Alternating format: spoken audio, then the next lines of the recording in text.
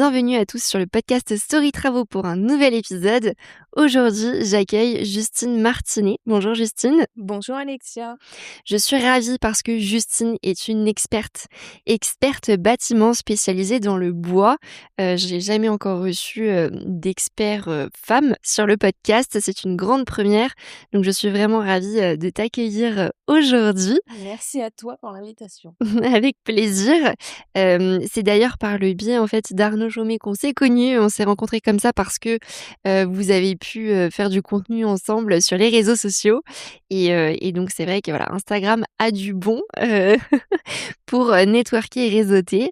Est-ce que tu pourrais commencer par nous expliquer rapidement, très rapidement ton parcours, comment tu en es venue justement à traiter du bois et à être experte dans cette thématique? Alors déjà, je suis pas tout à fait expert bois, je suis expert en pathologie du bois dans la construction. Donc attention, sortez les dictionnaires.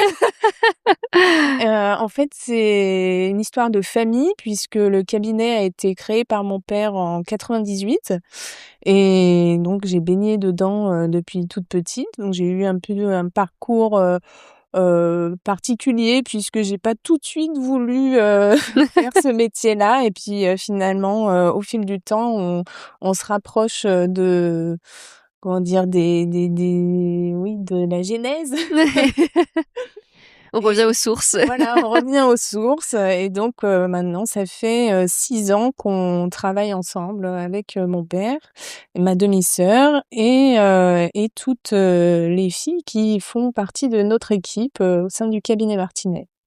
Oui, donc finalement, un cabinet, qui est à propension, féminine.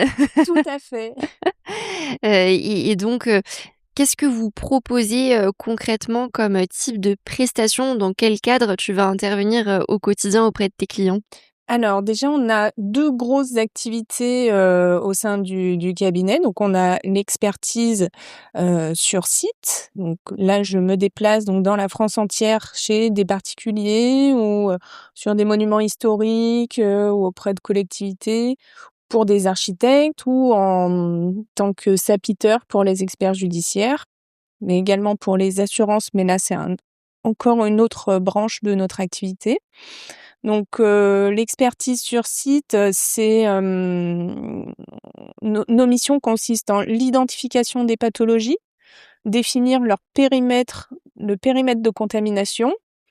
On réalise des tests de résistance, structurelle, des pièces de bois et on propose une méthodologie, un mode opératoire de traitement. Et également, on fait de l'AMO, donc l'assistance à maîtrise d'ouvrage, pour, le traitement des bâtiments, revenir, un bâtiment sain.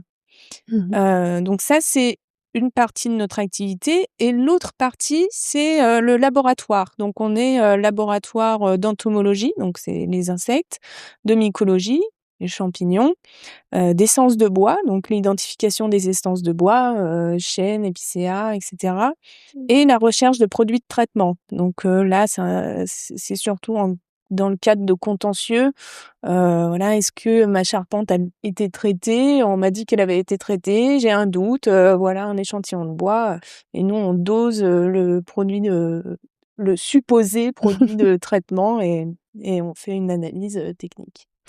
OK, donc c'est vrai que c'est, très complet. Vous Mmh. proposez des prestations assez différentes et finalement, il y a ce côté, laboratoire qui permet aussi de vous distinguer des autres cabinets parce que j'imagine que c'est assez rare finalement d'avoir, ces 2 branches-là? Oui, oui, oui, on est très peu nombreux et d'autant que la partie laboratoire, c'est pas, uniquement, pour, notre propre, expertise puisque, la majorité de nos clients sont diagnostiqueurs immobiliers, architectes, experts judiciaires, on a des particuliers aussi qui nous envoient, des prélèvements, heu et voilà.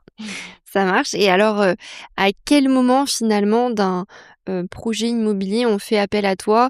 J'imagine peut-être, avant achat, pendant les travaux? Mmh. Alors, l'idéal, ce serait avant achat. Mais bien souvent, On m'appelle quand il y a déjà un problème. Et oui.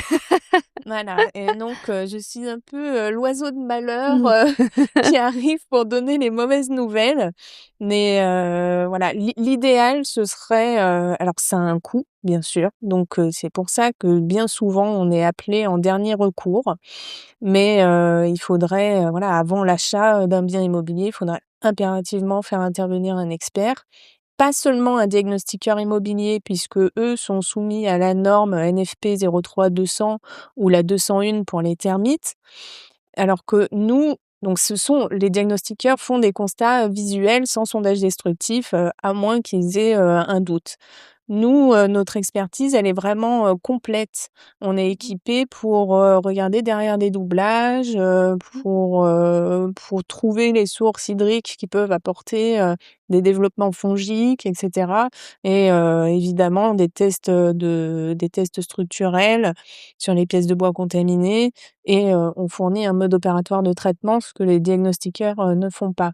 Donc ça permet, d'avoir une idée de l'état sanitaire du bien que vous allez acheter et voilà, vous savez ce qui se passe. OK, il y a un champignon.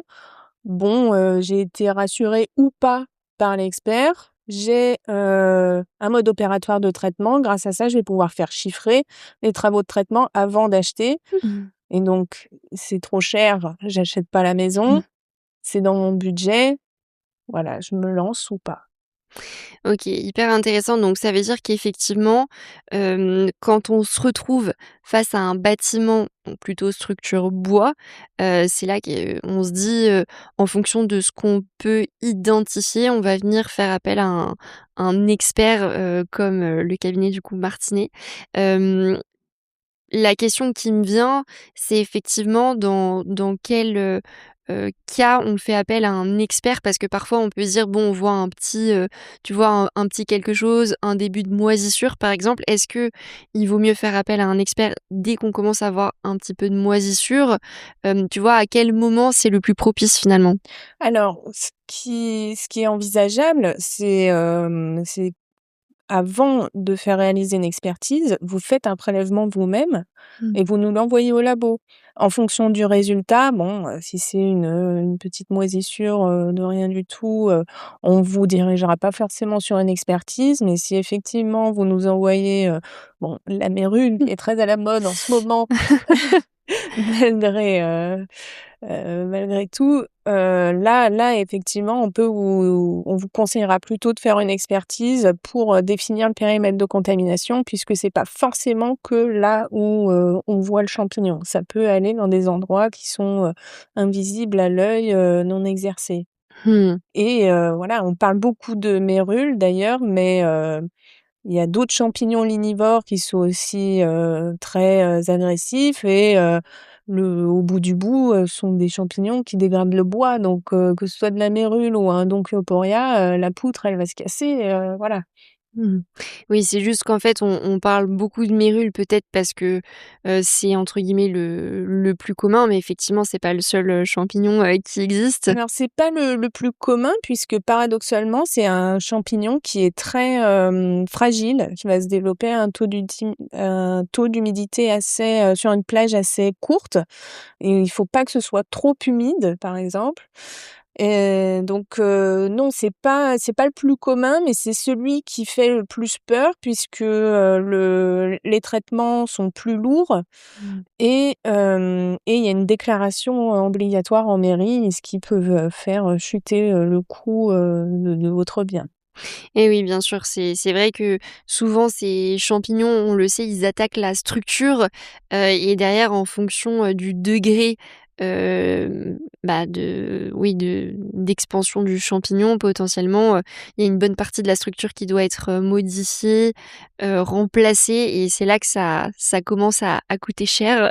Oui, alors pour les champignons, effectivement ça peut, c'est le cas, hein, mais parfois, ce qui va être le plus coûteux, c'est la suppression de la source hydrique nécessaire à son développement.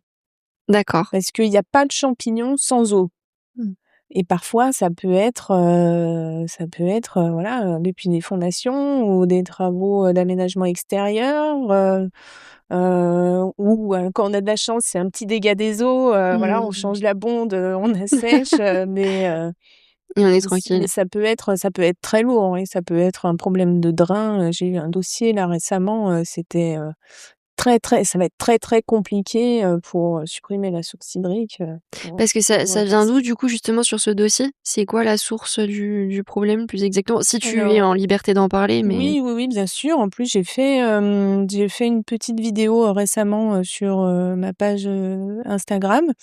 Donc c'est une maison donc qui n'est pas ossature bois, hein, parce que, les champignons peuvent mmh. aller, de partout, c'est saleté, hein.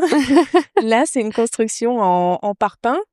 Heu et donc on a tout le vide sanitaire qui est contaminé, pas que par la mérule, hein, c'est une vraie champignonnière. Il y a énormément de champignons différents. Il y a pas de bois, il y a pas vraiment de bois, il y a i c'est un peu compliqué à expliquer, mais bon, majoritairement, c'est du parpaing et du béton et en fait, le problème vient du fait, que le vide sanitaire est pas assez ventilé et surtout que le système de drainage autour du bâtiment est pas du tout efficace. Il a été mal fait et donc quand il pleut, on a carrément des entrées d'eau, voilà, il y a des flaques dans le vide, sanitaire, c'est assez impressionnant. Donc là, évidemment, le traitement des champignons va être très coûteux, mais au bout du bout, je pense que la réfection, du drainage et les ouvertures dans les fondations pour apporter, une meilleure ventilation vont sûrement être, plus coûteuses que le traitement en lui-même. Eh oui, c'est vrai que c'est le genre de problématique qu'on n'identifie pas forcément à l'achat. Ça peut, se déclencher, potentiellement, un peu plus tard, ou autre et c'est vrai que c'est des vrais sujets derrière qu'il faut traiter. Je pensais pas que les champignons pouvaient vraiment se développer, dans les structures béton. Est-ce que ça peut fragiliser la structure ou pas forcément là pour le coup, quand on est sur du béton? Oui, ça peut, mais bon, moindre par rapport à une structure bois. Là, en fait, pour être un peu plus précise, il y avait, un ourdi en bois. Alors c'est pas tout à fait du bois, mais ça ressemble un petit peu, au papier, aux boîtes à œufs, vous Mmh. voyez? Et en fait, normalement, on n'utilise pas ça pour les vides sanitaires. Voilà, Et oui. voilà.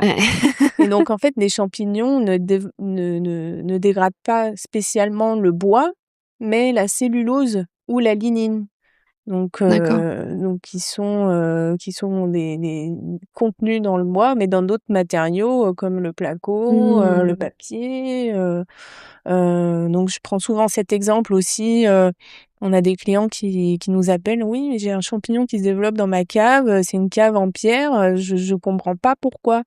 Bien tout simplement parce que, dans les joints, il peut y Mmh. avoir, des bouts de paille, des journaux, un peu, de tout et de rien Ah et OK, je voilà. comprends mieux pourquoi effectivement ça se développe parce que, justement on m'avait expliqué que la mérule, par exemple, pouvait traverser un mur en pierre Oui. et je trouvais ça assez fou, mais du coup c'est, par rapport à cette, fameuse, cellulose ou autre, le champignon peut, finalement Alors traverser? c'est pour une autre raison encore puisque, la mérule, c'est un champignon à cirotte.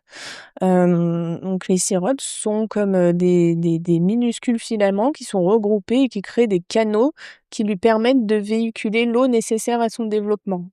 Donc un champignon sans cirotte, il peut se développer uniquement, là où se trouve, la source hydrique, donc par Mmh. exemple, sur un plancher haut, en dessous d'une douche qui a fui.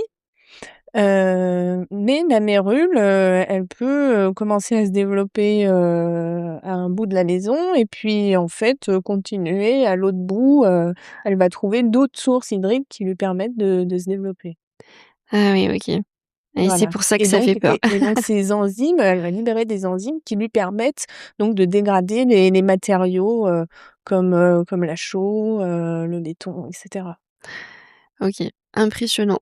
Oui. Impressionnant et alors justement, la mérule, finalement pour arriver à la détecter? Est-ce qu'on peut la détecter déjà en partie à l'œil nu? Parce qu'il y a cette histoire de filaments, donc si on voit un peu des filaments blancs, on peut se dire que potentiellement, c'est de la mérule, Non, non, non, il y a beaucoup, alors évidemment nous on le peut, bien qu'on vérifie toujours avec, un échantillon, au labo, mais il y a trop de champignons qui se ressemblent donc il faut toujours, vérifier avec, une analyse laboratoire.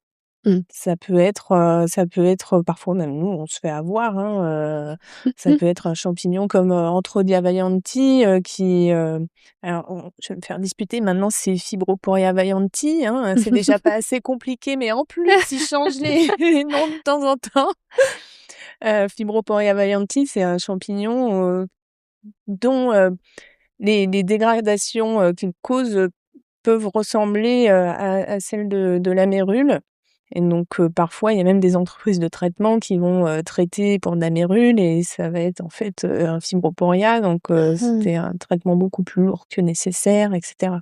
Ah oui, donc ça veut dire que effectivement, il faut de toute façon tester le champignon Oui, et ça peut arriver aujourd'hui qu'il y ait des entreprises qui interviennent sans avoir vérifié en laboratoire oui. quel type de champignon c'est. Donc ça, c'est une super remarque, pour les auditeurs.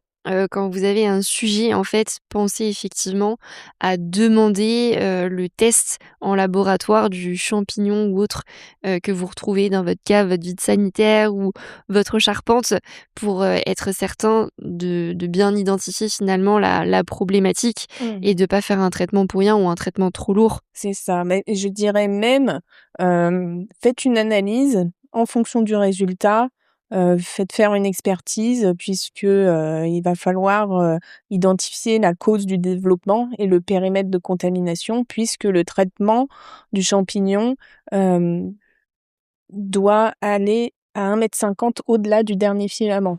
Mmh. Donc, autant vous dire que, vous pouvez tomber sur des personnes malhonnêtes qui vont vous dire: «Oh là là, attention ma petite dame, on va tout traiter, là ça craint». Alors qu'en fait, il peut y avoir une zone beaucoup plus petite à traiter. Donc effectivement, l'intervention d'un expert, c'est un coût, mais l'un dans l'autre, ça peut vous faire, de grosses économies. Et oui et de toute façon, mieux vaut dormir sur ses 2 oreilles. Mmh. Moi, c'est un petit peu, ma façon de penser, de me dire qu'on se protège quand même au maximum avec, les expertises. On mieux vaut faire appel à un expert, savoir tout de suite, de quoi il en est et de prendre les bonnes décisions parce que derrière, un bâtiment qui se dégrade, une structure qui est fragilisée, ça peut être un vrai sujet pour la suite. On Mmh. l'a vu alors, je sais pas si ça peut aller jusqu'à l'effondrement, mais en fonction de la propagation de ces champignons, par exemple, j'imagine que ça peut aller, peut-être jusque-là dans le temps, sur le long terme?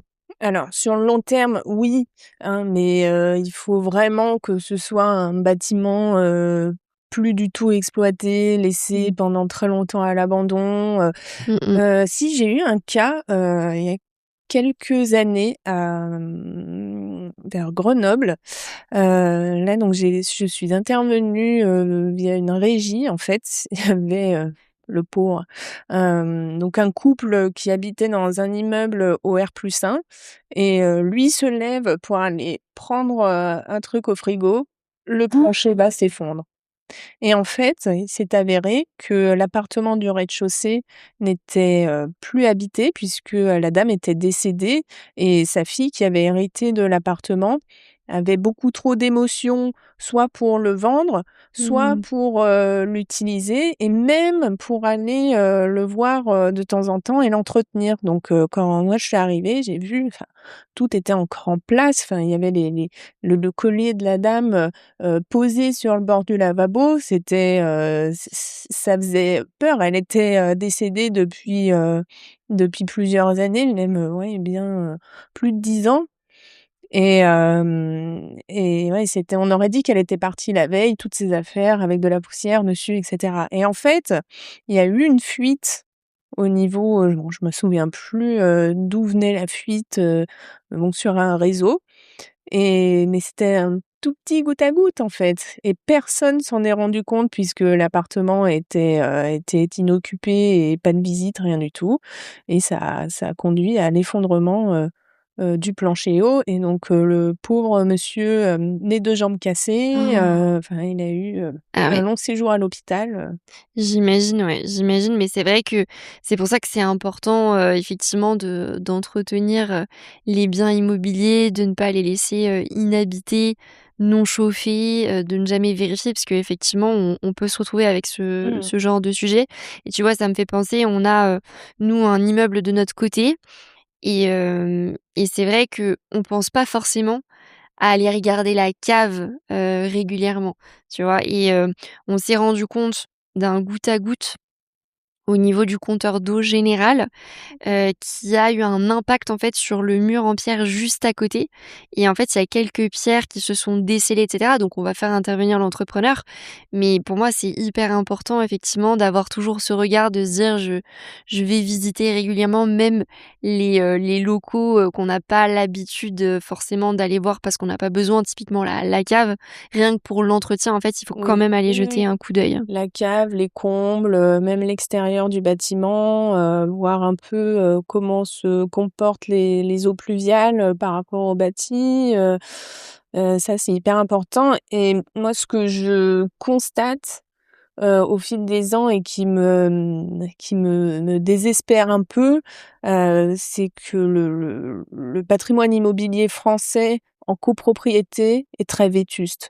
Mmh. Très, très vétuste puisqu'en fait, personne veut s'en occuper, personne veut payer, et on se retrouve, avec, voilà, d'un coup, d'énormes travaux à faire, puisque, pendant des années, il y a eu un problème en façade, personne voulait le gérer, ça a provoqué une infiltration d'eau, et après il faut faire un traitement, dans un des appartements, le premier qui avait signalé, le problème, et que les autres au-dessus, en dessous, voulaient pas gérer, et finalement, il va falloir traiter le premier appartement, celui du dessus, celui du dessous, Ouais. et là, pareil, à titre personnel, il y a pas longtemps, j'ai visité un immeuble avec, un grand appartement en duplex et puis, un local commercial en rez-de-chaussée et des caves en dessous. On visite, l'agent IMO: «Oui, c'est super, en fait, il a été rénové, il y a pas longtemps, le local commercial, parce qu'en fait, ça a été incendié, donc il y a plein d'experts qui sont venus, donc ça a été tout refait à neuf, et cetera», et là, je descends dans les caves, mais c'était juste catastrophique. Il y avait des champignons de partout, et je lui ai dit à la dame: «Mais, vous avez vu, l'état de la cave?» «Oh oui, oh c'est rien ça, mais là, vous voyez tous les champignons qu'il y a?» Et «Ah mais oui, mais bon, c'est parce que c'est pas loin du fleuve, bon, mais c'est rien», et là, il y avait tout le plancher haut à refaire, donc le plancher bas du local commercial qui était soi-disant flambant neuf, et il Oh. l'était, hein, en plus, hein, le parquet avait été refait, c'était tout joli, un beau coup de peinture, Mmh.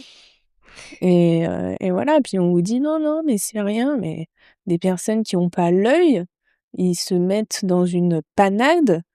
Heu, Là, tu te dis: «Bon, ben, je ferai les travaux, de l'appartement plus tard. Je vais d'abord exploiter la cellule commerciale pour, faire rentrer de l'argent», et puis, en fait, faut refaire tout le plancher et c'est inexploitable pendant des mois et des mois. Ouais. Ouais, c'est un vrai sujet parce que, malheureusement, il y a un manque de connaissances, aujourd'hui. Après c'est aussi pour ça, hein, qu'on est sur les réseaux sociaux, qu'on Oui. essaye de partager, un maximum d'astuces, de connaissances pour, aider les gens finalement à prendre conscience de toutes ces problématiques et d'éviter entre guillemets «de se faire avoir». Mais, c'est vrai qu'il y a un sujet en France et puis surtout les intermédiaires ont tendance à minimiser, Oui. comme les agents immobiliers par exemple. Mmh. Alors bien sûr, on ne les met pas tous dans le même panier, mais c'est vrai qu'il y en a certains qui essaient à tout prix de vendre, qui n'ont pas la connaissance ou qui minimisent en fait les sujets pour, vendre et puis, toucher leur commission. Oui, oui. Et à contrario, il y en a qui sont, hyper pros et là j'ai un dossier qui est rentré récemment, l'agent immobilier a dit: «Non, non, mes clients, veulent être rassurés, moi aussi, donc on va faire, l'expertise de l'ensemble de la maison et puis, je vais m'arranger pour, qu'on puisse faire des sondages destructifs, comme ça ils seront très avertis de ce qu'il y a». Ouais. Mais c'est hyper rare. C'est hyper rare alors que ça devrait être justement fréquent, Oui. histoire effectivement de rassurer et le vendeur et l'acquéreur. C'est dommage qu'il y ait autant de freins à recourir justement aux expertises parce que, pour moi le vendeur, bah, ça permet de soit rectifier le tir, si besoin en faisant les travaux nécessaires justement pour, aller dans le sens de l'expertise, soit tout simplement, bah, de constater qu'il y a pas forcément de grands dangers et donc de rassurer, l'acquéreur en ce sens aussi. Complètement, puis bon, quelque part, c'est aussi, preuve, voilà, c'est une gage de un gage de bonne foi, de vendre un bien qui est voilà, où on a mis tout à nu, tous les défauts, visibles, donc comme ça l'acquéreur, il sait dans quoi il se lance. Et oui, bien sûr. Et alors en termes de pathologie, donc on en a parlé, il y a la mérule, il y a des champignons, d'autres champignons qu'on peut, avoir qui vont effectivement, impacter la structure. Est-ce qu'il y a d'autres pathologies assez courantes que tu as l'habitude, de constater? Ou les insectes à larves xylophages, comme, les termites par exemple ou, les capricornes des maisons. Après, je dirais que, moi si on devait me laisser choisir entre, avoir des termites ou de la mérule, je choisirais les termites. Mais, voilà, c'est plus simple à traiter, on va dire. Bien que ce soit pas aisé non plus, hein, mais bon, on n'a pas de problème hydrique déjà Mmh. à traiter. Et oui, oui, on peut, se retrouver avec, des charpentes, complètement bouffées, par les capricornes ou les brillettes, j'en passe, hein, il y en a énormément, hein, des insectes à larves xylophages. On va dire que le plus, ce qui est le plus mes dossiers qui reviennent le plus fréquemment, c'est, par exemple, suite à, une acquisition, voilà, les acquéreurs commencent à faire des travaux ou pas et se rendent compte en fait que, il y a, des insectes, dans Mmh. les planchers, dans la structure des planchers ou alors, dans au niveau de la charpente, et donc là, faut pouvoir dire, ben, depuis quand ces insectes sont là, si c'était connu des vendeurs, ou non et voilà, donc nous, on les accompagne également, on accompagne nos clients dans le cadre, des contentieux. Et oui, parce que, c'est vrai que ça intervient forcément si c'est quelques mois après l'achat, comme tu dis, qu'ils commencent à faire des travaux ou qu'ils s'en rendent compte parce qu'ils y vivent au quotidien, par exemple. Potentiellement, ils peuvent se retourner contre le vendeur pour, vice caché, si jamais on arrive à dater, du coup, la présence, de ces insectes avant l'achat? Oui, oui, tout à fait.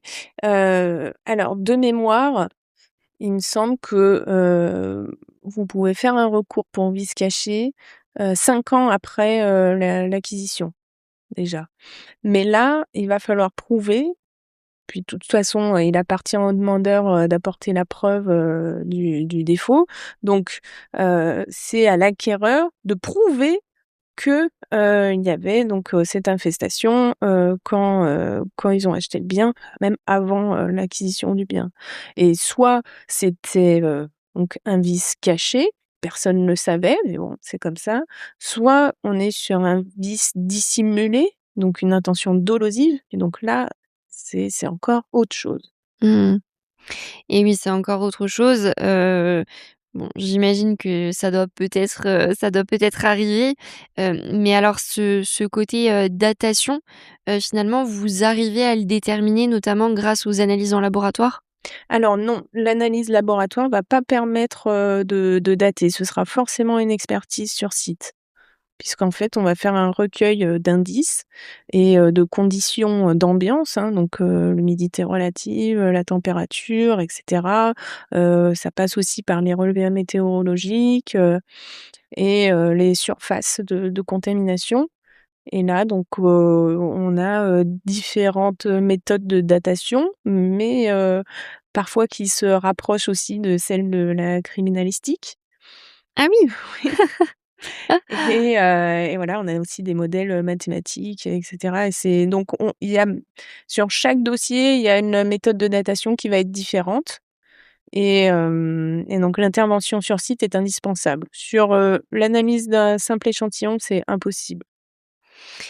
Ah oui, donc ça veut dire qu'effectivement vous êtes obligés de venir en physique pour, analyser, et faire potentiellement alors des échantillonnages, des choses comme ça, mais c'est surtout des calculs au final, des méthodes de calcul, Oui, oui, oui. pour voir finalement, à partir de quand, la colonie s'est installée et comment elle s'est développée, parce que, Bah, il y a vraiment, voilà, c'est pas que des calculs, hein, c'est aussi, les relevés d'ambiance, c'est extrêmement important, puisqu'il va falloir, heu, voir dans quelles conditions, mmh. ces pathologies se sont développées. OK. Hyper intéressant là-dessus parce que c'est vrai que, ce côté, datation, si on n'arrive pas à le prouver, ça va être difficile effectivement de se retourner contre le vendeur pour, vice caché ou autre, si on n'est pas en mesure de prouver quoi que ce soit. Tout à fait. Donc c'est vrai que c'est un point, hyper intéressant que une prestation en tout cas, hyper, pertinente que vous proposez parce que j'imagine que voilà, c'est pareil, l'ensemble des cabinets ne le proposent probablement Non, pas parce qu'ils n'ont pas forcément les méthodes, on est de les seuls à calcul. être aussi pointus en matière de datation. OK, OK, ça marche et par rapport justement à la présence, des termites, des insectes, de la mérule, est-ce que tu as du coup identifié des zones un petit peu en France, où on va retrouver plutôt de la mérule, on va retrouver plutôt des termites? Comment ça se répartit un peu géographiquement? Alors, c'est une bonne question puisque, récemment nous avons, collaboré avec, 2 autres, laboratoires français, et nous avons donc, rassemblé nos résultats d'analyse, de mérules, donc mais du genre Serpula puisqu'il y a différentes mérules, donc, Serpula, par exemple Serpula lacrimans, la mérule pleureuse. Donc on a mis en commun nos résultats, avec donc les zones de prélèvement et c'est assez intéressant. Mais alors pourquoi on a fait ça? Tout simplement parce que, la, la mérule, les zones concernées par, la mérule sont, définies par, arrêté préfectoral, comme pour les termites et donc il y a des départements, des communes qui sont concernés, ou pas. Et en fait, pour les termites, ça a du sens, puisque, ce sont des individus, qui viennent, qui vont se déplacer et cetera, qu'on peut, ramener aussi, via un olivier, par exemple, qu'on a acheté dans le sud, voilà. Donc, ça a du sens pour les termites. Ça n'en a pas pour la mérule, puisque, en fait, il suffit qu'il y ait les bonnes conditions pour que ça se développe.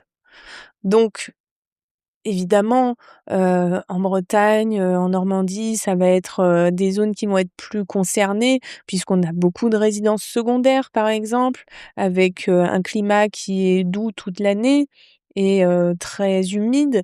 Donc voilà, des maisons qui sont, peu ventilées, avec, parfois des entrées d'eau, on s'en rend pas compte, immédiatement, un climat doux. C'est plus favorable au développement de la mérule. Mais les résultats, donc de notre mise en commun, d'échantillons ont révélé qu'en fait, il y en a sur l'ensemble du territoire. Et donc vous pourrez aller le voir, sur notre site. On a fait un article, à ce sujet avec une carte interactive, il y a également, Xylodiag qui a fait une carte, donc c'est Xylodiag, c'est, un rassemblement, enfin c'est pas un rassemblement, excusez-moi, mais c'est, plusieurs, un site qui regroupe, beaucoup de diagnostiqueurs qui font partie donc, d'un réseau, voilà. Et donc, on leur a communiqué nos relevés et aussi on a fait, donc une carte interactive sur notre site internet. OK, donc ça veut dire que finalement, la mérule, les, Et partout. les termites, voilà, tous les insectes, les champignons, on peut les retrouver finalement dans l'ensemble du territoire. C'est vrai que je pensais qu'on retrouvait plus de mérules dans le nord et plus de termites dans le sud, mais au final, c'est assez mixé tant qu'on Oui, oui, trouve oui, les bah, bonnes il conditions. y a des termites en région parisienne, hein, il y en a OK. plein aussi, eux, ce sont des foyers d'infestation, en fait. Et voilà. Après, des capricornes, bon, il y en a de partout, navrettes aussi, mais termites, on peut se fier à l'arrêté préfectoral, aux zones définies par arrêté préfectoral et vous trouvez d'ailleurs, sur les sites, hem du gouvernement français, d'ailleurs ces cartes-là. Et pour la mérule, non, faut pas s'y fier parce qu'effectivement, on a quand même des zones, qui ont forcément plus de mérules que d'autres, mais dans l'ensemble, on en a partout. Et alors, concernant la mérule, c'est pareil, tu le disais, en fait, il y a plusieurs types de mérules. Hem, Est-ce qu'on a des espèces de mérules qui sont plus dangereuses que d'autres? Est-ce qu'on a, ça peut exister un type de mérule qui n'est pas dangereux et qui n'attaque pas vraiment, le bois? Alors oui, oui, effectivement, donc il y a beaucoup de mérules, différentes. Donc les plus agressives sont celles du genre, Serpula, mais si vous voulez, la loi ALUR ne fait pas la différence entre les mérules. Donc ce sont toutes les mérules qui sont concernées par la loi ALUR. Donc comme pour l'instant, il n'y a pas de différence entre, les mérules, quoi qu'il arrive que vous ayez, détecté chez vous, une mérule Oporia ou le Leucogérophana ou Serpula, il faut les déclarer, en mairie.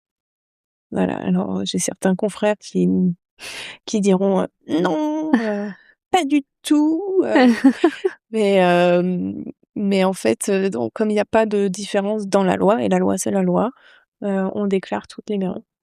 OK, on les déclare toutes, même si finalement elles ont pas forcément un impact, vraiment Oui, négatif pour la tout à structure. fait.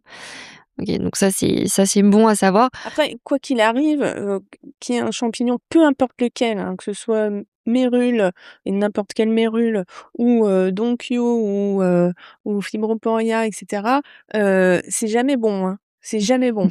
Donc c'est qu'il y a un vrai problème, hydrique dans le bien. Donc peu importe, quel type de champignon vous allez trouver, il faut vite faire quelque chose. Il faut les traiter de toute façon et alors, comme tu le disais donc mérule, ça va facilement se développer, s'il y a, cette, fameuse source hydrique de l'eau à un moment donné, peu de ventilation. Quelles sont les conditions optimales, on va dire, pour le développement de la mérule, par exemple? Alors, un taux d'humidité massique, donc l'humidité dans un matériau entre 22 et 32. Peu de ventilation, à l'abri de la lumière et voilà, une source hydrique un peu légère, pas trop d'eau, ça c'est l'idéal si vous voulez mettre bien votre petite mérule, voilà, ça peut le faire. OK, c'est bon à savoir et après pour les insectes, est-ce qu'on a des conditions particulières pour le coup pour qu'ils se développent ou pas forcément? Alors, les insectes, à larves xylophages, donc déjà, ce sont les larves, hein, qui vont dégrader le bois, généralement, voilà. C'est pas l'insecte parfait ou l'imago, puisque lui, souvent, il ne aura pour unique objectif, de se reproduire, heu et il va être, à l'état larvaire, pendant la majorité de sa vie. Le cycle larvaire dure plus longtemps que, la phase, d'insecte imago. Hem, Ils vont principalement dégrader, l'aubier du bois et pas le duramen. Donc les termites si, mais bon, c'est encore à part les termites. Alors attends, c'est quoi la différence entre les ces deux éléments du bois? Alors ça, j'ai une illustration qui va parler à tout le monde. Quand vous êtes sur l'autoroute, que devant vous, il y a un camion qui transporte, des grumes, donc des arbres coupés.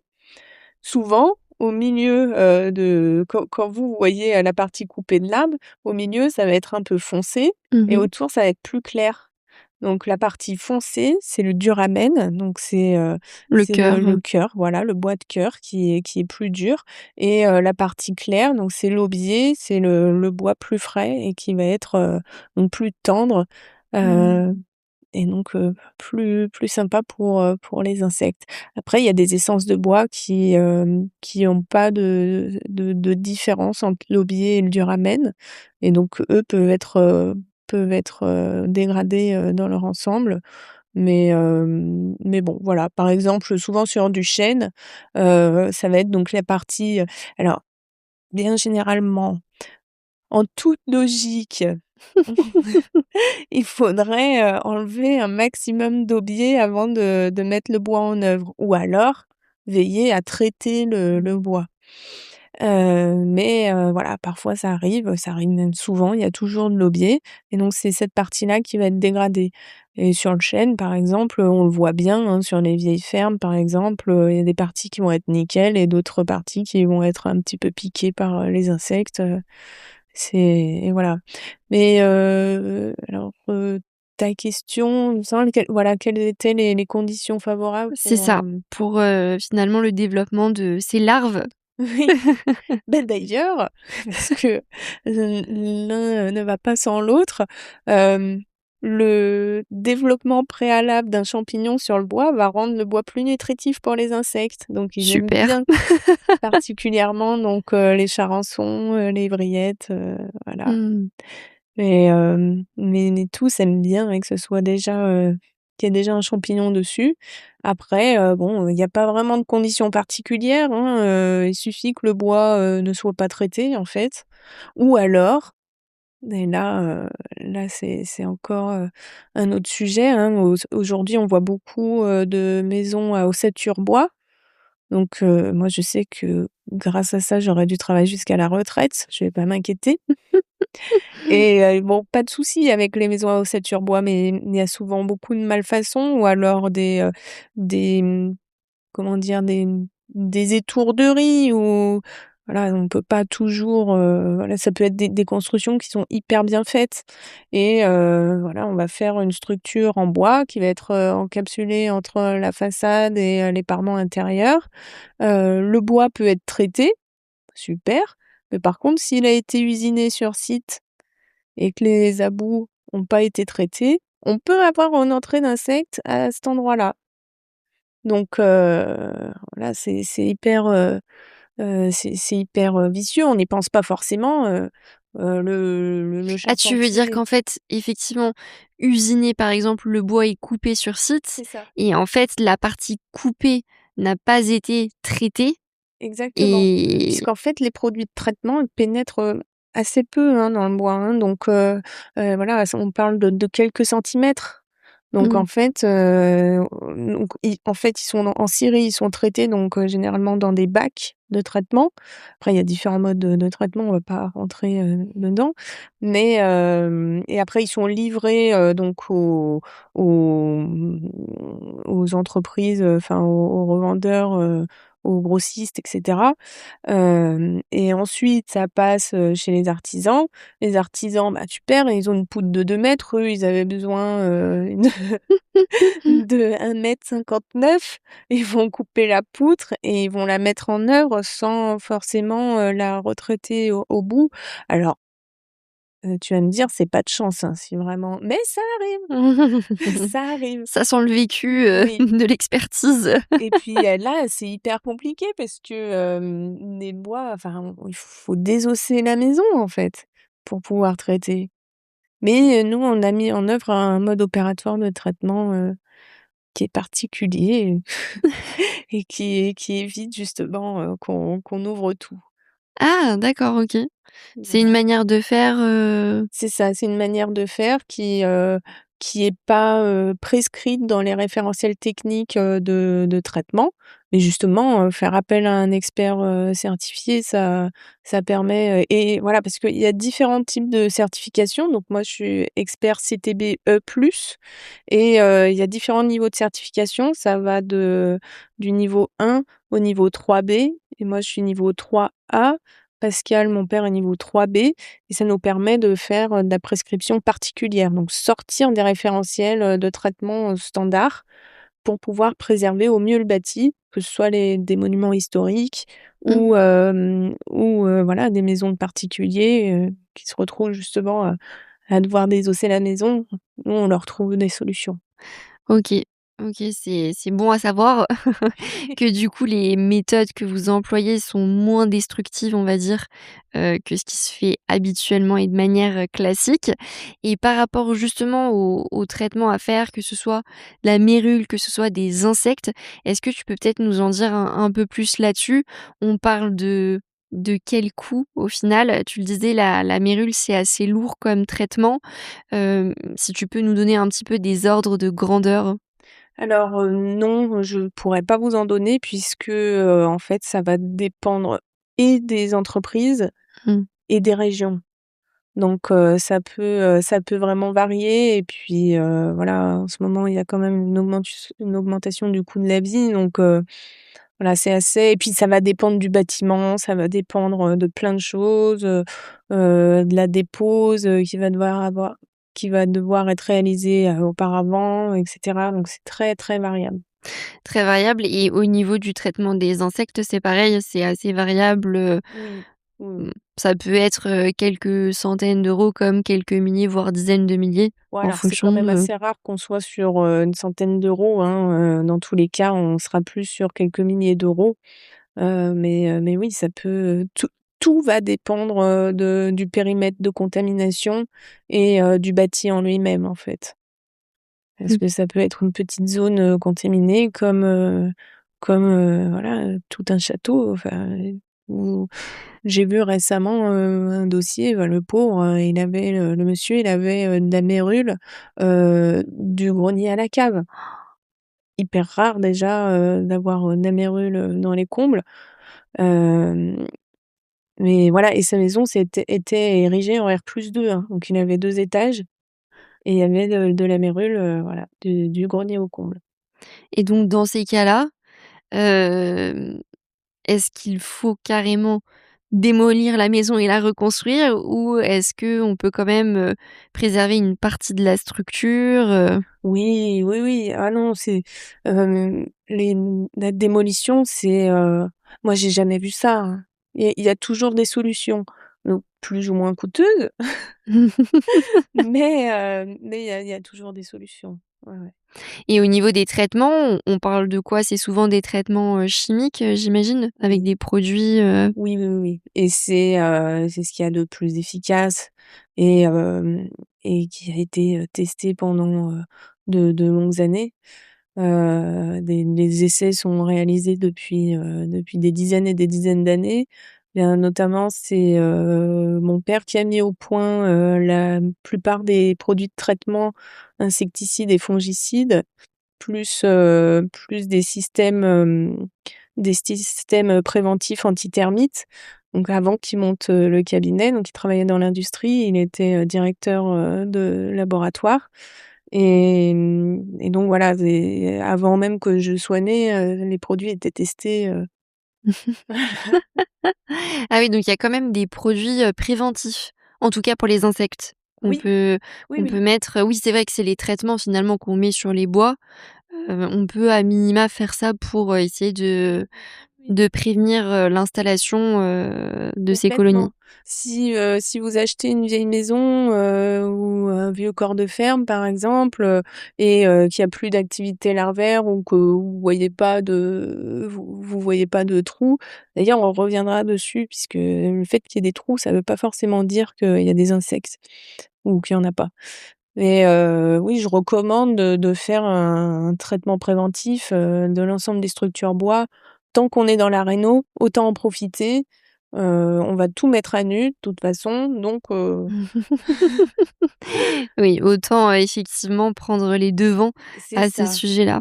Ça évite de devoir, tout démolir, enfin déconstruire, remettre à nu, après une fois que c'est contaminé, pour traiter. Ouais, c'est plus compliqué et alors, donc justement, parce que c'est vrai qu'on en a parlé de la mérule, d'essayer de voir et Les d'identifier. mérules, Ouais, ça vous intéresse trop, hein? C'est mais incroyable. c'est vrai que bon, on se le disait, c'est des champignons qu'on peut voir potentiellement à l'œil nu, mais de toute façon, il faut les tester. Mais typiquement sur, les insectes, à larves, xylophages, pour le coup, comment est-ce qu'on repère? Parce que tu disais, on peut voir des petits trous sur les poutres, alors on peut penser que c'est peut-être des insectes, mais ce n'est peut-être pas le cas. Alors est-ce qu'on a un petit peu des indices comme ça visuels, Bah, pour, alors, généralement, quand il y a des trous, oui, des trous, bien, ovales ou circulaires, généralement, c'est bien causé par les insectes. Mais ça veut pas dire qu'il y en a encore puisque, d'ailleurs, Arnaud Chomet avait utilisé une belle image. Il m'avait dit: «En fait, un trou, c'est une porte de sortie». Ben oui, c'est ça, voilà. Un trou, c'est une porte de sortie. Donc, c'est une fois que la larve a terminé son cycle, qu'elle s'est nymphosée et qu'elle est devenue, donc, un imago, un insecte parfait, elle, fait un trou, dans le bois, la surface, pour pouvoir, s'envoler et puis mmh. aller se reproduire et à nouveau pondre dans les infructuosités du bois et voilà. Mais, une activité larvaire, vous vous la verrez jamais puisqu'en fait les larves, elles sont dans le bois, elles vont pas aller en surface. Vous pouvez les voir quand, si vous grattez le bois et qu'il y a une galerie un peu, en surface, mais une galerie, vous la verrez jamais, naturellement, en surface du bois. Ça veut dire que quand on a des trous, généralement, elles sont potentiellement parties. On pourrait peut-être en avoir à un autre endroit, en fait, de la poutre, mais s'il y a des trous, c'est qu'a priori, elles sont parties et qu'elles sont Alors, plus dans le bois? s'il y a des trous, c'est que soit c'est contaminé, soit ça a été C'est ça. contaminé. Puisqu'en fait, les insectes après peuvent très bien recontaminer le bois. Mmh. Voilà, ils sont sortis, ils se reproduisent, ils repondent au même endroit. Mais ça arrive aussi, que, l'infestation soit éteinte et que les insectes, soient partis et ça, on a des donc nous, on fait une détection acoustique. Donc on a des appareils, particuliers puisque, en fonction des insectes, ils vont tous faire un bruit différent en se nourrissant. Mmh. Et donc là, il y a des températures, hein, puisque particulières. On peut pas intervenir, sur, un bâtiment qui est non chauffé, en plein hiver, par exemple, puisqu'il faut, voilà, avoir, des températures minimales, 16°C, à part pour les vrillettes, c'est un petit peu différent. Mais, voilà et parce qu'elles vont arrêter, de se nourrir quand les températures sont trop basses et en fait, le bruit qu'elles font, que nous on va détecter, c'est quand elles se nourrissent. C'est le bruit des mandibules qui découpent le bois. Elles font pas tous les mêmes bruits, Incroyable! ouais. Ah oui, c'est fou cette méthode et alors, justement, quand vous allez sur place, en tant qu'expert, c'est quoi les autres outils que vous pouvez avoir ou les autres méthodes un petit peu, particulières, comme celle-ci? Est-ce qu'il y en a d'autres? Oui, bah, on travaille beaucoup avec des endoscopes. Donc, les endoscopes, c'est une caméra qui est au bout d'une fibre optique et qu'on arrive à téléguider. Donc, là, c'est très bien pour éviter justement d'ouvrir tout un plancher ou un placo. On va juste faire un petit trou de 2 centimètres de diamètre et passer notre caméra, puis on va pouvoir regarder, ce qui se passe derrière les murs. Qu'est-ce qu'on a d'autre? Voilà, on a des appareils, qui vont sonder, le bois et donner un état de résistance du bois, donc via un graphique. Donc on voit les cavités, les pertes de résistance et cetera. Puisque parfois on peut avoir une poutre qui paraît, hyper saine et c'est souvent le cas d'ailleurs avec les termites, hein. Parfois on a des bois qui sont nickel à l'intérieur ou avec les champignons, enfin en fait pour tous. Je sais pas pourquoi je fais une différenciation, mais j'ai un exemple, en tête. Donc les bois sont sains à l'extérieur, on pique avec une pointe, pas de souci et en fait, bon, on se dit: «C'est quand même bizarre». On fait un test avec, notre machine et là, on se rend compte que la poutre est, complètement creuse à l'intérieur et que, allez, on a, ouais, 3 centimètres, de résidus, enfin 3 centimètres sur le pourtour du bois en matière résiduelle et puis l'intérieur c'est creux, quoi. C'est incroyable. Mmh. C'est fou, parce que c'est pour ça que le côté termite finalement, fait un petit peu peur aussi. En fait, j'ai fait, récemment un épisode avec un diagnostiqueur, Oui. Guillaume Carré et qui, me parlait justement des termites et c'est vrai que j'avais pas forcément conscience de la problématique que les termites pouvaient poser. Parce que, c'est vrai que comme tu l'as dit tout à l'heure, hein, la mérule, c'est un petit peu le truc qui fait peur, notamment aux investisseurs immobiliers. On parle beaucoup moins des termites et pourtant, les termites, peuvent être, un vrai sujet aussi parce que, si elles mangent l'intérieur du bois, la structure, peut quand même poser, gros soucis. Oui, complètement et d'autant que, c'est hyper discret comme dégradation. On va pas, d'un coup, voir, un gros, champignon au milieu du salon ou, c'est ça peut être assez discret. Par exemple, récemment, j'ai une cliente, elle a vu, donc un poteau sur son escalier. Il y avait une fissure qui devenait de plus en plus grosse et elle m'a appelée en me disant: «Ben, voilà, j'ai un doute, je pense que j'ai des termites» et cetera et je suis intervenue et en fait, les termites, heu, n'étaient pas seulement sur l'escalier, ils étaient, en sous-face du parquet flottant qu'ils avaient dégradé mais voilà, on soulève la lame, de parquet et c'est pareil, donc les termites, se nourrissent de la cellulose, donc on en Mmh. retrouve dans plein de matériaux et voilà, les termites dégradaient donc la sous-face, du parquet flottant qui était, bon, un peu vieux, mais d'aspect, comme ça, on se disait pas qu'il y avait des termites en dessous, plus une plainte, il restait plus que la peinture de la plainte, elle était complètement creuse. C'est dingue, Ouais, ouais, ouais. incroyable et en plus, c'est vrai que c'est des petites bêtes, qui font pas tant de bruit que ça. Vous, vous avez les machines pour détecter le bruit, mais j'imagine que, on les entend pas forcément comme ça, gratter Bah, alors, ou on a des clients si qui les entendent. Après c'est souvent le soir, puisqu'il y a plus mmh. trop de bruit dans la maison. On est posé un peu, détendu, dans le lit et notamment notamment on fait beaucoup de chalets de montagne et donc là, oui, les gens ils se couchent et puis ting, ting, ting. Alors ça, c'est vrai qu'effectivement, plusieurs fois en allant à la montagne, j'ai déjà entendu, comme un alors je savais pas si c'était un ver de bois ou si c'est effectivement, une termite ou autre, je ne sais pas, mais j'entendais un petit bruit, effectivement, un insecte qui était en train de manger, le bois et qui était à l'intérieur du bois. Oui, oui, oui, bah, ça doit être alors les termites, c'est à l'oreille comme ça, vous pouvez pas les Mmh. entendre. Mais les capricornes, oui, comme en plus sont des larves qui sont assez grosses, hein, donc oui, on peut Mmh. les entendre.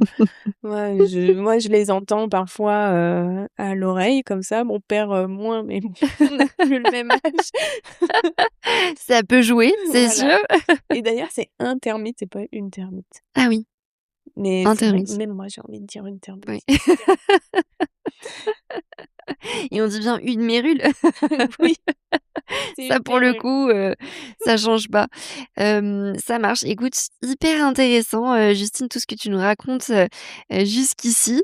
Hem, du coup, la question qui me vient, c'est de savoir c'est quoi un petit peu tes meilleurs conseils pour essayer de prévenir finalement, ces différents sujets? C'est quoi un petit peu peut-être les 3-4 choses qu'on peut mettre en place pour essayer de prévenir, soit le côté, mérule alors c'est vrai que le côté insecte, on en a parlé, c'est les traitements de bois, mais peut-être sur le reste, est-ce que tu aurais 2-3 conseils à nous donner? Oui, bien sûr. Alors, déjà toujours, faire très attention au raccordement de l'électroménager, des toilettes, des douches et cetera. Voilà, qu'il y ait pas des infiltrations, d'eau, même un goutte à Mmh. goutte, voilà. Hem, Toujours contrôler, voilà, si vous voyez une tache qui apparaît au plafond, un un coup de peinture, ça suffit pas.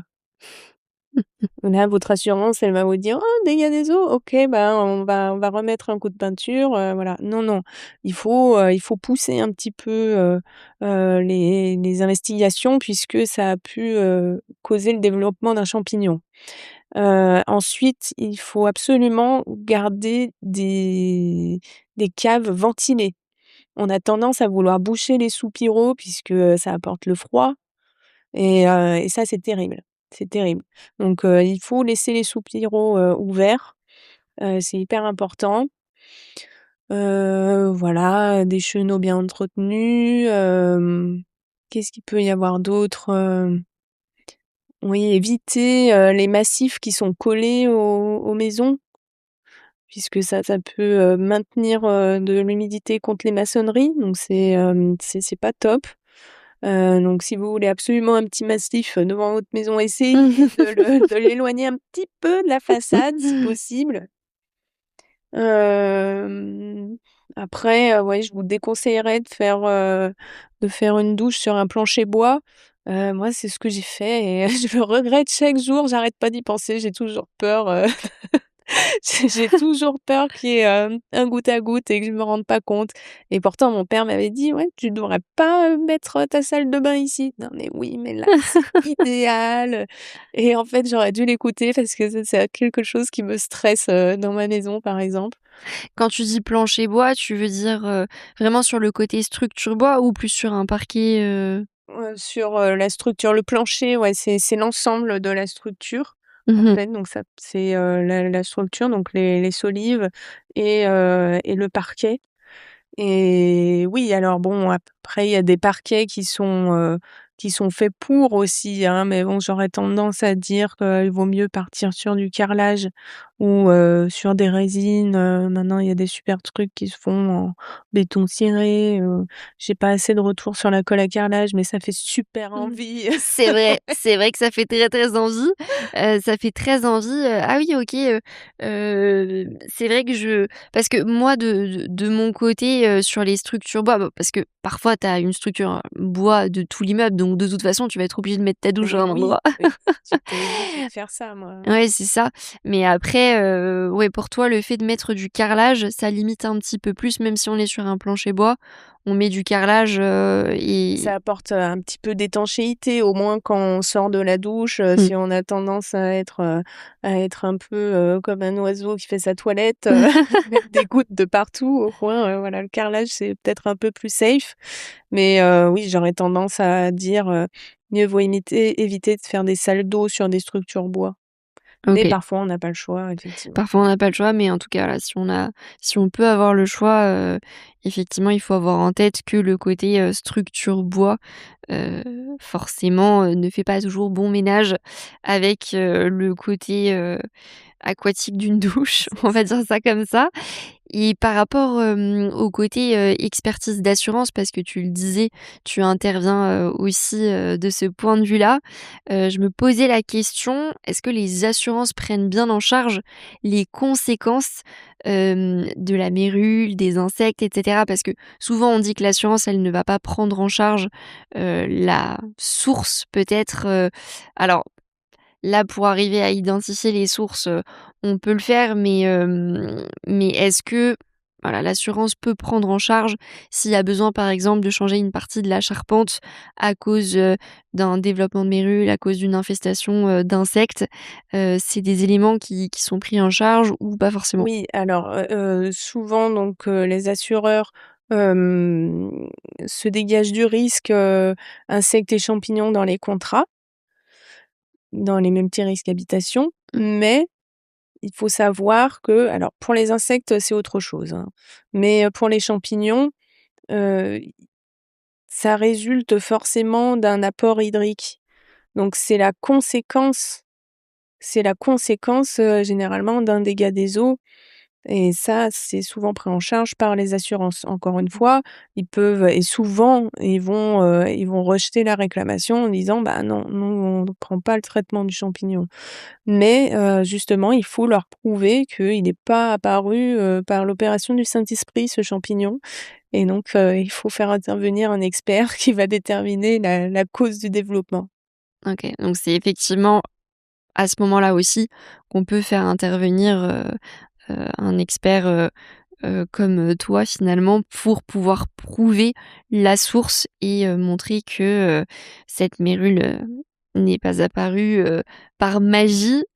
Pour les insectes, c'est un peu différent. Tu disais, ça pour le coup, même si on arrive à prouver alors oui, c'est pas finalement un dégât des eaux ou autre, donc là, pour le coup, c'est plus difficile, de pouvoir, réclamer, une indemnisation à l'assurance? Oui, alors pour les insectes, il y a même pas vraiment de prise en charge, possible, hein, dès lors que dans votre contrat, c'est stipulé que le traitement des insectes ne n'est pas pris en charge.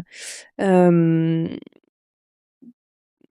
Après, il faut savoir, là, j'ai eu un dossier récemment, donc je suis intervenue à la demande d'un architecte, qui était donc, en cours de réhabilitation d'une vieille ferme, donc pour des particuliers, hein, qui voulaient en faire leur résidence principale.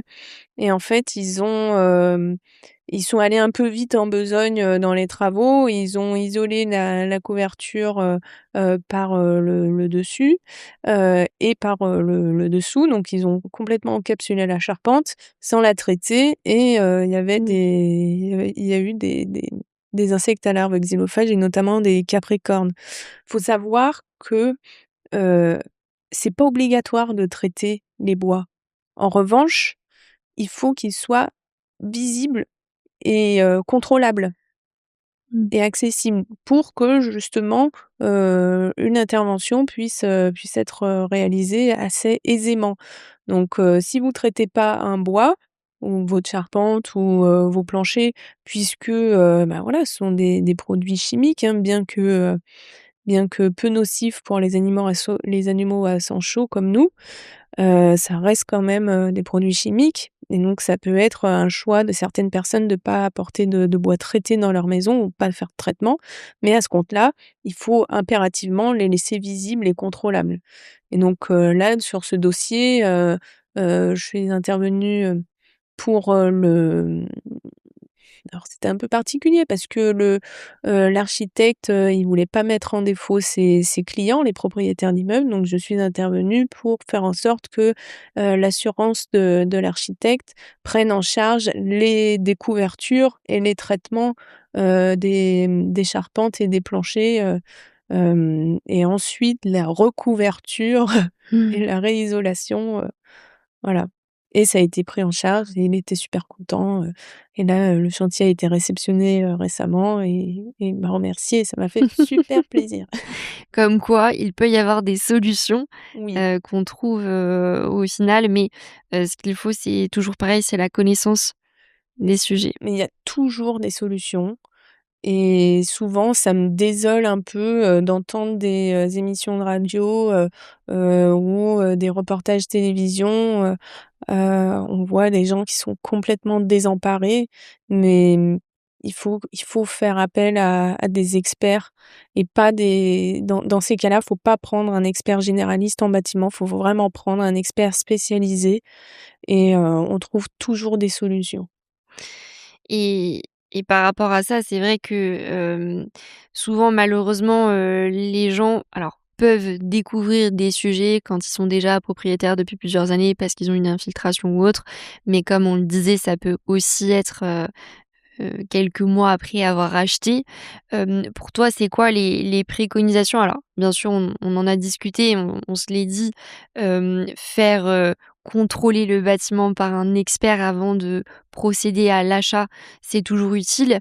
Mais quand on est sur, tu vois, la première visite, là où les 2 premières visites, tu aurais des petits conseils, des petits tips juste d'attention, en fait, quand on visite le bâtiment, ce sur quoi il faut s'alerter? Oui, alors déjà, si on commence par l'extérieur du bâti, vous regardez les façades et les enduits, s'ils sont craquelés ou s'il y a un effet un peu de faïence Mmh. sur l'enduit.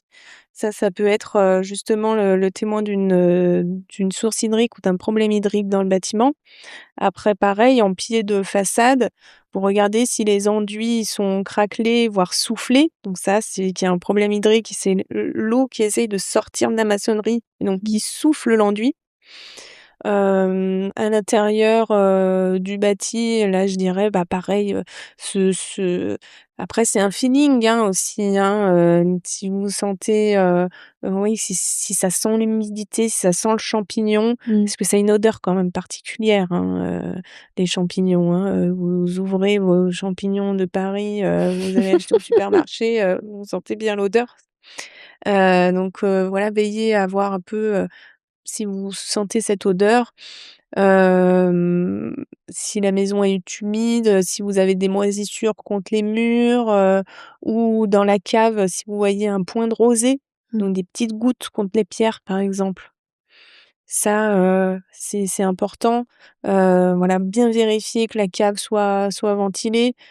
S'il y a du bois, souvent il y a des vieux bois aussi qui sont stockés, sur la terre battue, dans les caves, comme des cagettes ou des restes.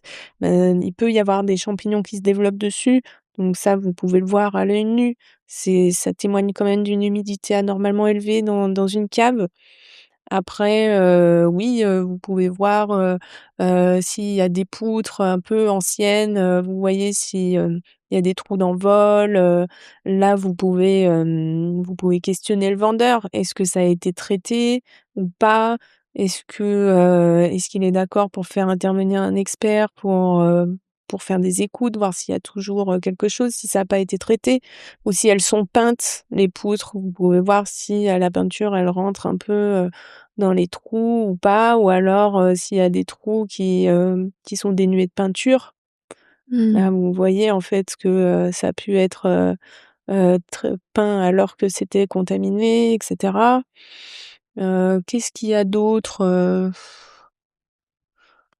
Oui, c'est hyper important de toujours aller voir les charpentes si c'est possible. Et là, donc en fonction des charpentes, si vous êtes sur une charpente ancienne, souvent il y a des nœuds de charpente, hein, donc c'est là où il y a plein de pièces de bois qui se rejoignent. Vous vérifiez bien s'il y a pas des couleurs un peu particulières, si c'est pas un peu blanc ou un peu sombre, puisque ça a pu, être, un développement fongique et parfois c'est très haut, donc on peut pas regarder, mais au moins si vous voyez un peu une différence de couleur, ça vaut le coup de creuser un peu la question. Pareil, au niveau des noues, donc si votre charpente, si votre toit en fait il est pas, hem et par exemple, donc on a un toit de charpente qui est, de maison qui est comme ça, hein, Avec qu'on 2 voit, pans voilà, à 2 pans, inclinés. standard.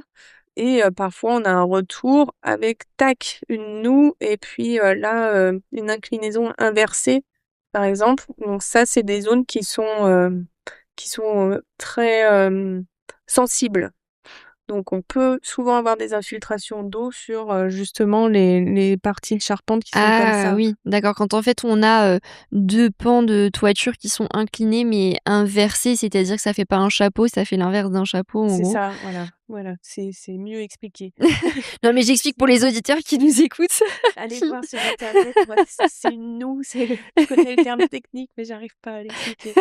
Mais les noues, faut faire attention, ouais, c'est souvent, il y a souvent des entrées d'eau au niveau des noues et pareil, au niveau des chiens acides, Mmh. des lucarnes, pardon, c'est des points sensibles. Heu, Sinon, OK, bah, ça voilà, donne c'est déjà, déjà, pas mal. pas mal d'éléments, très, très clairs. Merci beaucoup pour, ces informations. Je pense qu'il y a pas mal d'auditeurs qui pourront les mettre, en application dès les prochaines visites ou même peut-être avec, des visites, qui viennent d'être faites, en regardant les photos, tu vois? Ils vont se dire: «Bah, effectivement, là, on a une différence de couleur au niveau du bois, peut-être qu'il y a quelque chose à investiguer». Donc voilà, c'est des éléments pratico-pratiques, à mettre en place et c'est ça qu'on aime sur le podcast, c'est vraiment des astuces et des conseils concrets donc merci pour ça Justine. Avec plaisir. Pour terminer, c'est une question que j'aime bien poser, à chaque invité, de savoir, s'il y a un dossier un peu complexe, ou qui t'a particulièrement marqué, qui a été, difficile à réaliser, à traiter? Alors, j'avoue que j'y ai réfléchi, mais je vois pas, Ou ça peut être, tu vois, une expertise que tu as menée pour, un de tes clients et hem et qui, comment dire? Qui montrait bien que, finalement, il avait une problématique lui-même assez complexe à gérer. Parce que tu nous as partagé pas mal de cas déjà, d'exemples, mais si jamais il y en a un autre, qui te vient, ben, effectivement, là, récemment, donc je vais revenir sur, le monsieur, qui avait une amérule, des combles jusqu'à la cave. Ça, c'était un dossier qui était, très impressionnant, hein, parce que déjà, lui-même n'avait pas, évidemment connaissance de l'ampleur des dégâts. Donc, moi, je suis, partie de chez moi en pensant faire un petit dossier, voilà, on je vais lui trouver une solution, ça doit être pas grand-chose, voilà.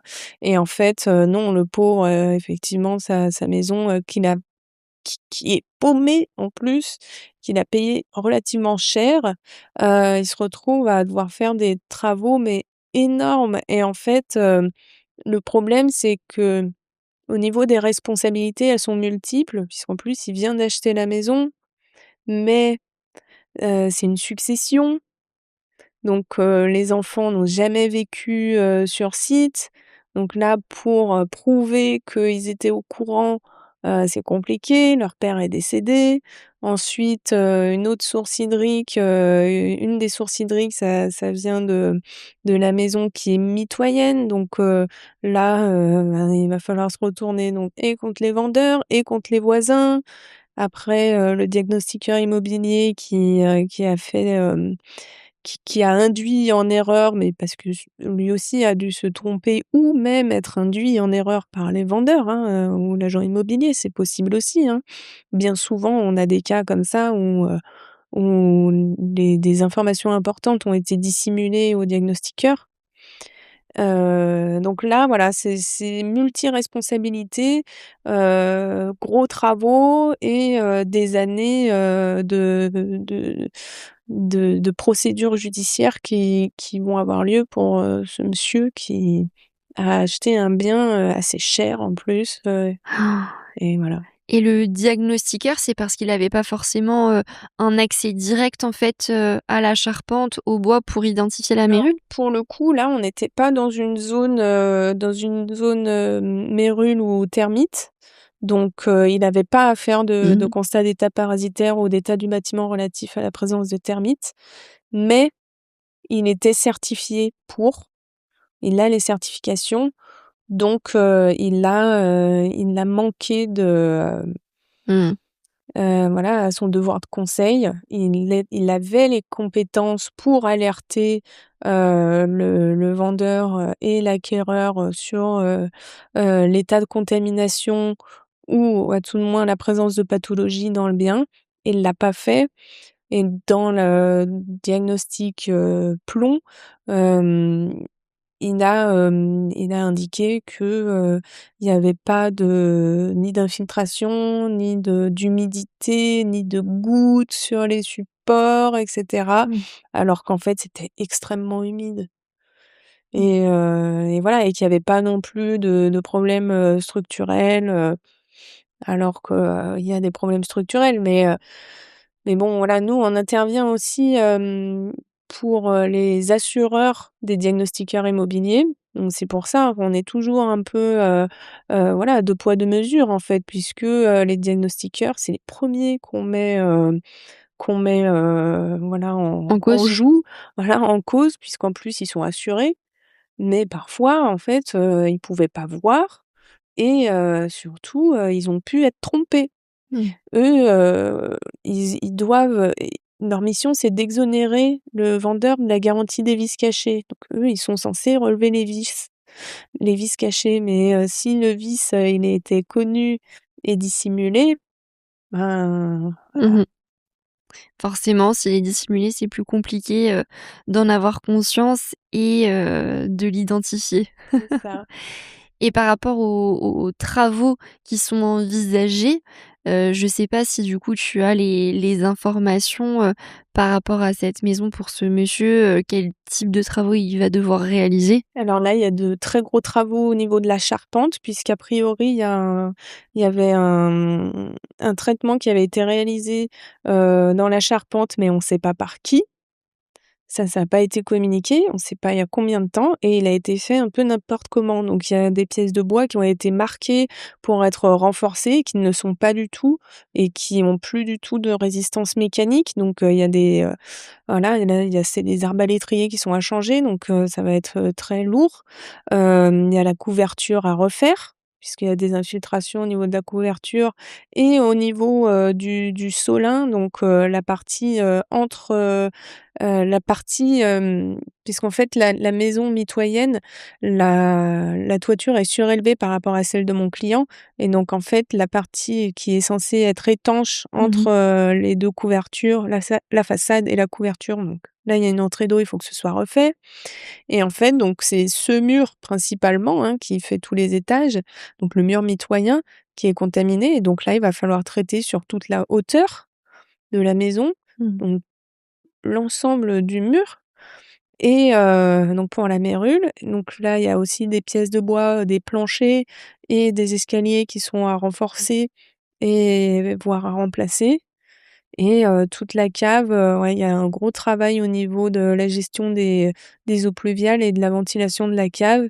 et aussi, du remplacement de certaines pièces de bois. C'est des travaux qui sont, faramineux et le pauvre, il est tout seul en plus, enfin franchement, ça fait de la peine. Ah ouais, c'est ce genre de dossier assez complexe, qui montre bien, encore une fois, que c'est important de s'entourer correctement à l'achat pour prendre les bonnes décisions et identifier les problématiques en amont. Il faut pas marcher au coup de foudre aussi, puisque, lui, en fait, il a été charmé par, l'environnement, la petite maison un peu comme ça, dans les bois et et donc il s'est vu très bien dans cette maison et aujourd'hui, il se retrouve, avec un fardeau, en fait. Ouais, parce que j'imagine en plus, vu qu'il est, justement dans un endroit un peu perdu, pour, faire venir aussi les équipes, travaux et cetera. Enfin, il y a des équipes travaux qui se déplacent, mais, ça peut, aussi engendrer quelques surcoûts en fonction de où il se situe et cetera. Enfin voilà, c'est une petite Non, accumulation. alors ça va, non, on est quand même bien servi en France, pour ça. On a quand même, des entreprises de traitement un peu, de partout et plutôt bien, voilà. Si elles sont certifiées, on peut quand même y aller OK. avec confiance et évidemment elles se déplacent, voilà, il y en a un peu partout, ça va le faire. Mais là, lui, il a pu, trouver des entreprises, je l'ai guidé sur des entreprises puisque on est auditeur aussi, Qualibat, donc on connaît un peu les entreprises, puisqu'on intervient, en leurs locaux et on contrôle, des chantiers. Donc on connaît celles qui travaillent bien et cetera. Donc on peut leur proposer plusieurs entreprises, de confiance, et les guider donc sur le choix d'une entreprise, enfin, c'est toujours le maître d'ouvrage qui choisit. Nous, on n'a pas non plus d'accord avec ces entreprises, mais au moins on peut vous dire: «Bah, elle est pas certifiée». On les connaît pas forcément, on n'a pas de retour sur leur travail, bon, faut peut-être mieux, vous orienter vers une entreprise qui est certifiée, CTBA+ ou Qualibat, voilà. OK, ça a permis effectivement, d'aiguiller et de montrer justement, aux clients, de suggérer en tout cas des noms d'entreprises, sur lesquelles vous avez eu de bons retours et ça, Tout à fait. c'est toujours, super à prendre, surtout de la part justement, d'un cabinet d'expertise. On a, un petit peu plus cette confiance, puisque vous êtes, auditeur, vous avez aussi cette capacité à juger si le travail il est bien fait aussi. Écoute, merci Justine, c'était un épisode, très riche, très, très riche en informations, en conseils, en astuces. J'ai beaucoup apprécié donc merci pour cet échange. Merci à toi, j'ai bien aimé aussi, je vais bientôt avoir plus de voix, j'ai pas arrêté de parler. C'est ça, Une vraie c'était bavarde. c'était un épisode, bah, c'est vrai qu'on est presque à 1 heure et demie d'épisode, donc on a beaucoup papoté, mais je pense que les auditeurs, en tireront des enseignements, pardon, très riches, donc merci pour ça. Où est-ce qu'on peut te retrouver sur les réseaux sociaux? Alors sur Instagram, Facebook, LinkedIn et sur notre, site internet aussi, donc n'hésitez pas à aller sur nos réseaux. On fait souvent des petites vidéos, donc souvent quand j'interviens sur site, je montre un petit peu, les pathologies, les causes de développement et cetera. Et sur notre site, on a également, des vidéos tutoriels pour vous montrer comment faire vos prélèvements, comment les emballer, comment les envoyer. Donc parfois on peut être un peu perdu, mais on peut y arriver tout seul à la maison. C'est possible en autonomie? Voilà, c'est ça. Et voilà, moi je suis plus à l'aise avec Instagram, donc je fais surtout des stories sur Insta, Ça et marche. voilà. C'est cabinet, tiré du bas Martinet? Ou c'est pas il y a pas de tiret? Si, c'est ça? Si, si, il me semble qu'il y a un tiret, ouais, ouais. Mais je suis plus sûre, donc si tu peux le mettre dans la description de Bien sûr, de du toute façon, podcast. je vais mettre, tous les liens, que ce soit Instagram, le site internet, LinkedIn, tout ça dans la description de l'épisode, dans la newsletter aussi.